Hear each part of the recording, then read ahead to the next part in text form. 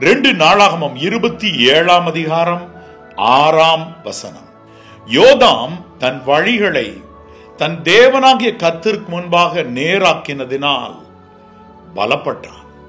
ஆம், என் அன்பு தேவனுடைய பிள்ளைகளே, யோதாம் தன் வழிகளை தன் தேவனாகிய கர்த்தருக்கு முன்பதாக நேராக்கினதினால் பலப்பட்டான் என்று சொல்லியிருக்கிறபடி, என் அன்பு தேவனுடைய பிள்ளைகளே, அவனுடைய அரசாட்சி நன்கு பலப்பட்டிருக்கலாம். அவனுடைய காரியங்கள் செவ்வையானதாய் பலப்பட்டதினால், அவன் கைகள் பலப்பட்டதினால் எதிரிகள் இல்லாமல் இருந்திருக்கலாம். இப்படிப்பட்ட காரியங்கள் எல்லாம் நடைபெற்றதான இந்த யோதாம் யார்? உசியா என்கிற ராஜாவினுடைய மகன். இந்த யோதாம் எப்பொழுது ராஜாவானார்? 2 நாளாகமம் 27:1 சொல்லுகிறது, யோதாம் ராஜாவாகிற போது 25 வயதாயிருந்து 16 வருஷம் எருசலேமில் அரசாண்டார். அப்படியானால் என் அன்பு தேவனுடைய பிள்ளைகளே, மிகவும் ஒரு இளமையான வயது, வாலிபம் முடிந்து இளமையில் நுழைகிற ஒரு காலம். அந்த காலத்திலே ராஜ்ய பாரம் கைகளில் வருகிறது. இவர் தன்னுடைய தகப்பனாகிய உசியா தேவனுக்கு விரோதமாய் நடந்ததினால் குஷ்டரோகி ஆன பொழுது, வேதவசனத்தில் வாசித்து பாருங்கள், 2 நாளாம் 26-21, அவன் குமாரனாகிய யோதாம் ராஜாவின் அரண்மனை விசாரிப்புக்காரனாய் இருந்து தேசத்தின் ஜனங்களை நியாயம் விசாரித்தான்.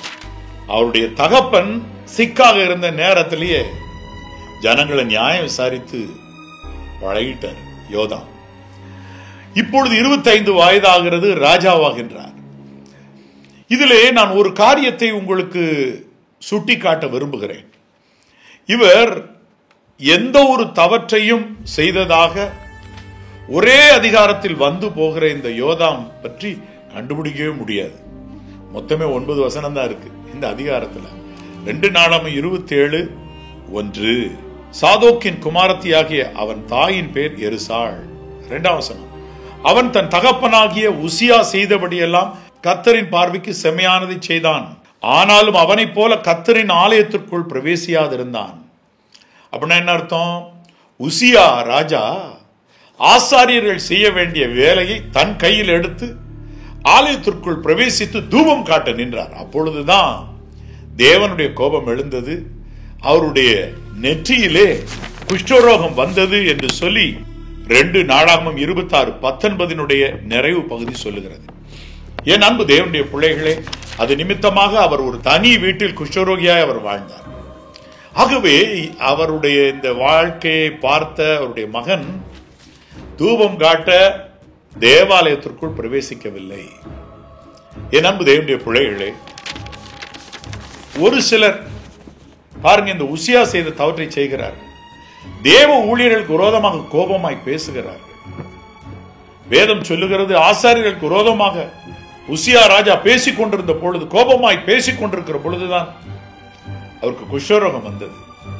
அப்படியானால் தேவ ஊழியர்களை பழித்து பேசுகிறதையே சில நேரம் கொண்டிருக்கிறவருடைய வாழ்க்கையில் ஏதோ ஒரு தீமை, ஒரு குஷ்டரோகம் இருக்கும். அதை விளக்கி சொன்னால் புரியும், அல்லாவிட்டால் தீர அவரிடத்தில் போய் விசாரித்தால் தெரிய வரும். வெளியே தெரியாதபடி மறைத்துக் கொள்வார்களா இருக்கலாம். என் அன்பு தேவனுடைய பிள்ளைகளே, ஓகே, அந்த வேலைய யோதாம் செய்யல. அடுத்து பாருங்க 3ஆம் வசனம், அவன் கர்த்தருடைய ஆலயத்தின் உயர்ந்த வாசலை கட்டினதும் அல்லாமல், கர்த்தருடைய ஆலயத்தின் உயர்ந்த வாசலை கட்டுறார். ஓபேலின் மதிலின் மேல் அநேக கட்டடங்களையும் கட்டினான்.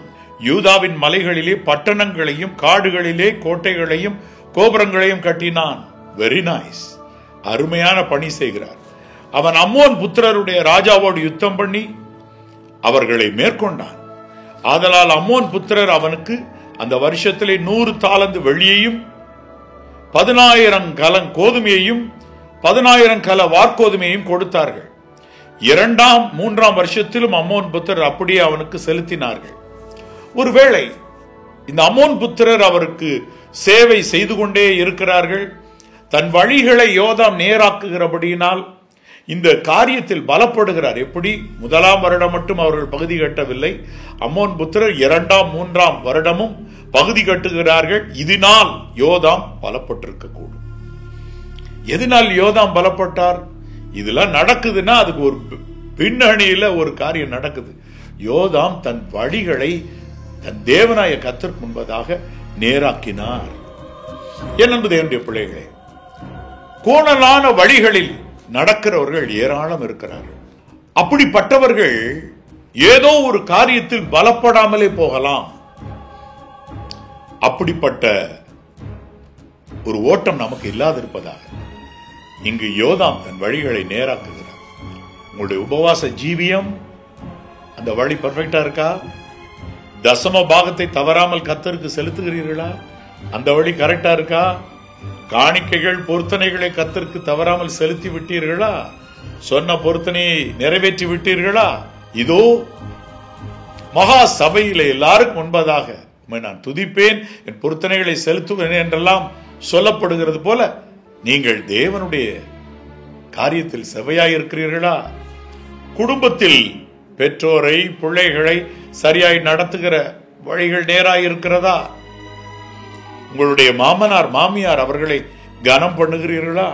இவ்விதமாக உங்கள் வழிகளை நேராக்குகிறீர்களா? உங்களுடைய வேலை செய்யும் ஸ்தலத்தில் எல்லாவற்றிலும் பெர்ஃபெக்டாக உண்மையாக கணக்கெழுதி உண்மையாக காரியங்களை செய்து நீதியான வழியில் நீங்கள் நடக்கிறீர்களா? கர்த்தருக்கு முன்பதாக உபவாசம் இருந்து உங்களை சரியாய் தாழ்த்துகிறீர்களா? சரி, உங்கள் வழிகளை நேராக்கினால் நீங்கள் பலப்படுவீர்கள், பலம் உள்ளவர்களாவீர்கள். ஆனால் இந்த யோதாம் பாருங்க, 7ஆம் வசனம் சொல்லுகிறது, யோதாமின் மற்ற வர்த்தமானங்களும் அவனுடைய சகல யுத்தங்களும் அவனுடைய நடைகளும் இஸ்ரேல் யூதா ராஜாக்களின் புஸ்தகத்தில் எழுதியிருக்கிறது. அவன் ராஜாவாகிற போது 25 வயதாயிருந்து 16 வருஷம் எருசலேமில் அரசாண்டான். யோதாம் தன் பிதாக்களோட நித்திரை அடைந்த பின்பு அவனை தாவீதின் நகரத்தில் அடக்கம் பண்ணினார்கள். அவன் குமாரனாகிய ஆகாஸ் அவன் ஸ்தானத்தில் ராஜாவானான். இந்த அதிகாரமே முடிஞ்சிருச்சு. இந்த அதிகாரத்துல நீங்க பாருங்க, இவருக்கு எதிரி இல்ல. எதிரிகள் சண்டை போட்டு, எதிரிகள் இல்லைன்னா அம்மோன் புத்திரர் தான் தாழ்த்திட்டார்ல. வேற எந்த எதிரியும் இவரோடு சண்டை போட்டு இவர் சாகல. இவருடைய ஆயுசு காலம் முடிந்து சாகிறார். இவருக்கு எவ்வளவு ஆயுசு? 25 வயது பட்டத்துக்கு வர்றார். 16 வருஷம் ஆள்றார். 25 16 41. இது எங்கோ ஒரு தவற்றை காண்பிக்கிறதே. இவர் தன் வழிகளை எல்லாம் நேராக்கி இருந்தும் அவருக்கு நல்ல ஆயுசு காலம் இல்லாமல் போயிருக்கிறது. 41 வயதில் அவர் மரித்திருக்கிறார். என்ன காரணம்? என் அன்பு தேவனுடைய பிள்ளைகளே, இந்த யோதாமனுடைய மகனும் இதே சாயல்ல தான் ராஜாவாகிறார். பாருங்க, ஆகாஸ். அடுத்த வசனம், ஆகாஸ் ராஜாவாகிற போது 25 வயதாக இருந்து 16 வருஷம் எருசலேமில் அரசான். பாருங்க, இவங்க அப்பாவனுடைய நட அப்படியே இருக்கு. 25 வயதுல அரசாள ஆரம்பிக்கிறாரு, பட்டத்துக்கு வர்றாரு, 16 வருஷம் அவரு இருக்கிறாரு. இப்ப இவர்களுக்கு யாரு எதிரி இவங்களை கொண்டு போடல.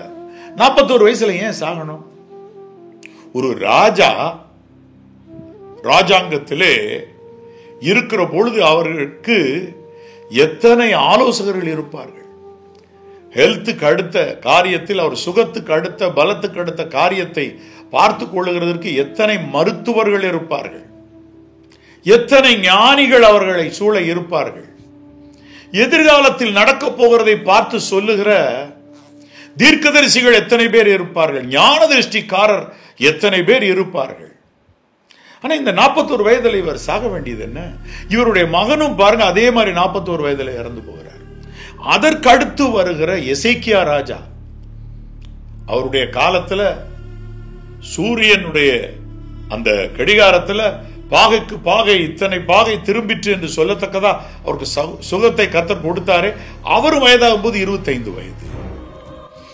என் அன்பு தேவனுடைய பிள்ளைகளே, இப்ப இவங்கெல்லாம் ஏன் அதிக காலம் வாழ முடியல? அப்ப ஏதோ ஒரு காரியம் இருக்குது, குறைபாடு இருக்கு. ஆகாஸ் அப்படி நடந்ததற்கு ஒரு காரணம் என்னன்னா 22ஆம் வசனம் சொல்லுகிறது, தான் நெருக்கப்படுகிற காலத்திலும் கர்த்தருக்கு விரோதமாய் அந்த ஆகாஸ் என்னும் ராஜா துரோகம் பண்ணிக்கொண்டே இருந்தார். 24ஆம் வசனம், ஆலயத்தின் பனிமூட்டுகளை சேர்த்து தேவனுடைய ஆலயத்தின் பனிமூட்டுகளை துண்டு துண்டாக்கினார். கர்த்தருடைய ஆலயத்தின் கதவுகளை பூட்டி போட்டு எருசலேமில் மூலைக்கு மூலை அந்நிய பலிபீடங்களை அவர் உண்டு பண்ணினார் என்று வேதம் சொல்லுகிறது. இது இந்த யோதாமுடைய மகன் செய்த தவறு. ஆனா இந்த யோதாம் வேற என்ன தவறு செய்தார்? நான் உங்களுக்கு இந்த அதிகாரத்தெல்லாம் வாசிக்கிறப்ப ஒரே ஒரு வசனத்துல ஒரு வரியை மட்டும் விட்டுட்டு வாசிச்சேன். அதை இப்ப நான் வாசிக்கட்டுமா? அதை வாசிச்சு பாருங்க. 2 நாளாம் 27:2, அவன் தன் தகப்பனாகிய உசியா செய்தபடியெல்லாம் கர்த்தரின் பார்வைக்கு செம்மையானதை செய்தான். யோதாம் தன் தகப்பனை போல செவ்வையான செய்தார், ஆனாலும் அவனை போல கர்த்தரின் ஆலயத்துக்குள் பிரவேசியாதிருந்தார். அதாவது தன் தகப்பன் செய்ய தீய செயலை செய்யல. இன்னொரு பாயிண்ட் இருக்கு, ஜனங்கள் இன்னும் தங்களை கெடுத்து கொண்டிருந்தார்கள். கவனிக்கணும், வேதத்தில் இந்த ஒரு வரியை மட்டும் படிக்காம விட்டுட்டு படிச்சுட்டு இருந்தேன்.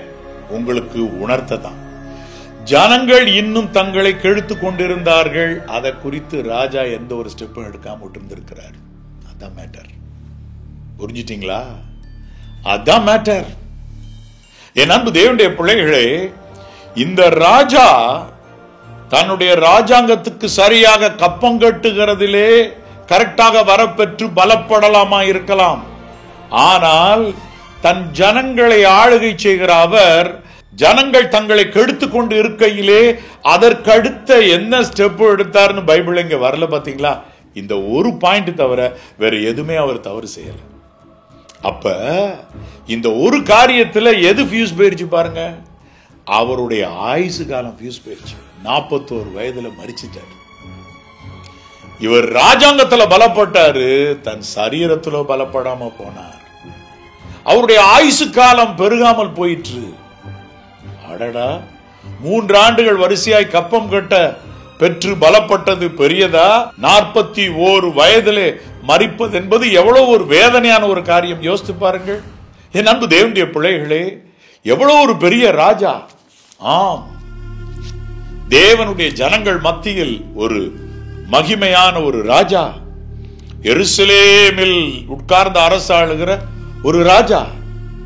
வாவ்! அவர் பாருங்கள் 41 வயதில் மரிக்கிறார்.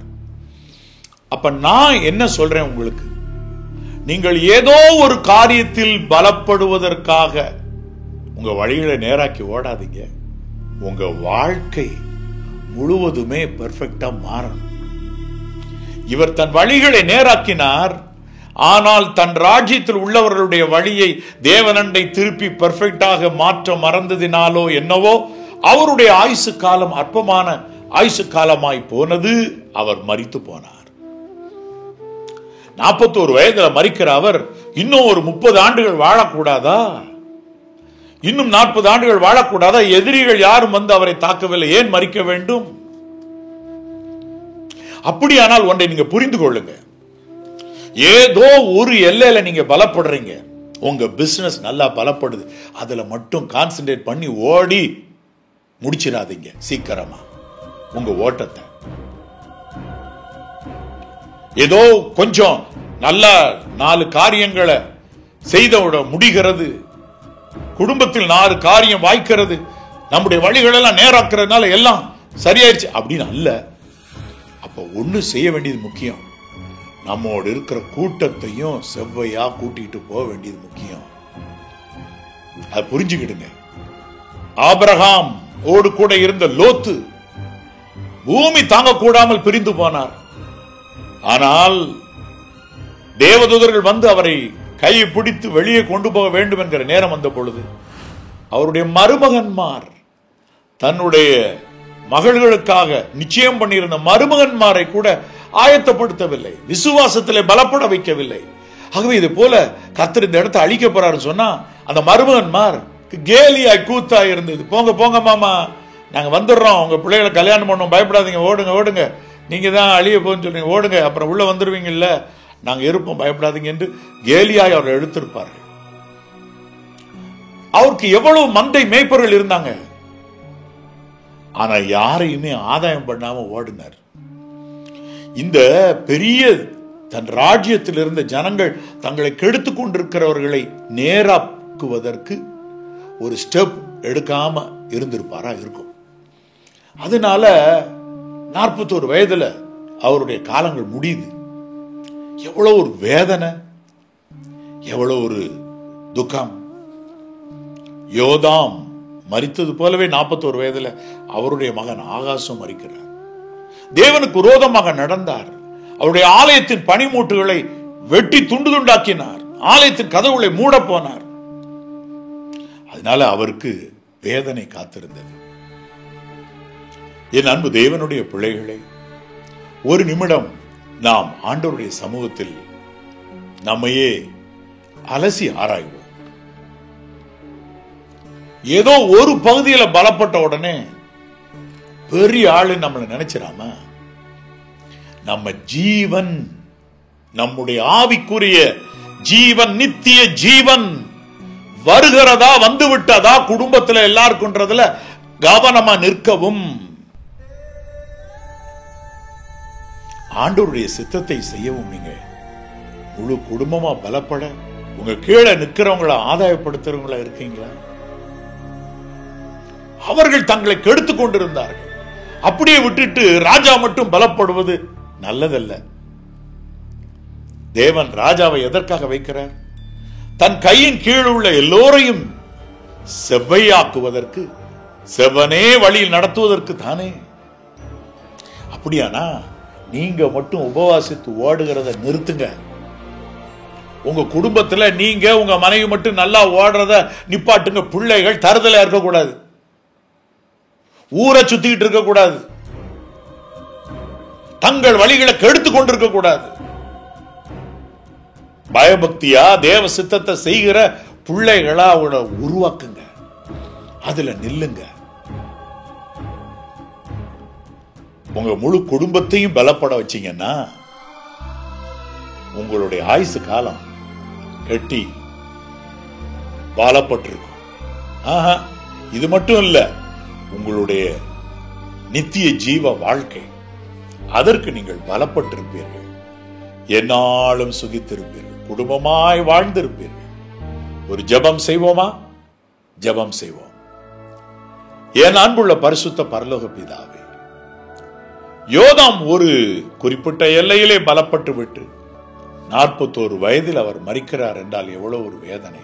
இதோ இந்த அன்பு தேவனுடைய பிள்ளைகளை கண்ணோக்கி பார். இவருடைய நித்திய ஜீவ வாழ்க்கையை கெட்டியாய் அவர்கள் பிடித்துக் கொண்டு ஓட உதவி செய்யும் கர்த்தாவே.